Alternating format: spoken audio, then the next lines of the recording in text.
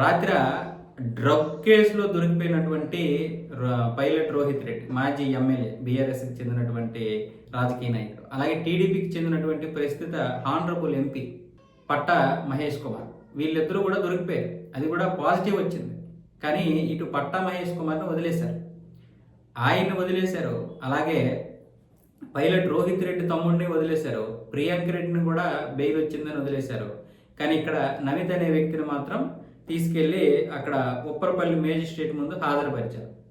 అంటే ఎవరినో ఒకరిని బలి చేయాలి కాబట్టి. మన దేశంలో వ్యవస్థలు అలా ఉన్నాయి. అంటే ఇప్పుడు దీని గురించి మాట్లాడితే నీకేం తెలుసు అంటారు. పాజిటివ్ వచ్చిన తర్వాత ఇంక తెలియకపోవడం ఏముంది.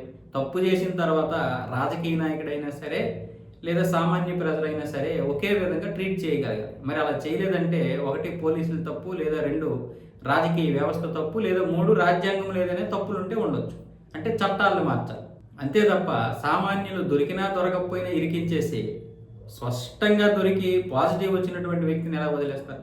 నాకేం తెలుగుదేశం అంటే కోపం లేదు, వైసీపీ అంటే ప్రేమ లేదు, కానీ ఒక ఎంపీ స్థానంలో ఉండి డ్రగ్స్ పార్టీకి వెళ్ళడం ఏంటి? మరి రాజకీయ నాయకులు వీళ్ళే కదా పెద్ద ప్రగల్భాలు పలికేస్తారు. డ్రగ్స్ పార్టీ విషయంలో ఎవరైనా దొరికితే పెద్ద ప్రసంగాలు ఇచ్చేస్తారు కదా. దేశంలో ఆ పార్టీ డ్రగ్స్ని ముంచేసింది, ఈ పార్టీ డ్రగ్స్ని తీసుకొచ్చింది, నాశనం చేసింది అంటారు కదా. మరి వీళ్ళు ఎలా తీసుకున్నారు? అంటే వీళ్ళు తీసుకుంటే పర్వాలేదు రాజకీయ నాయకులనే. దీనికి ఖచ్చితంగా సమాధానం చెప్పాలి, జవాబుదారీతనంగా వాళ్ళే ఉండాలి. అటువైపు పార్టీ కూడా దీనికి జవాబుదారీతనంగా వ్యవహరించాలి.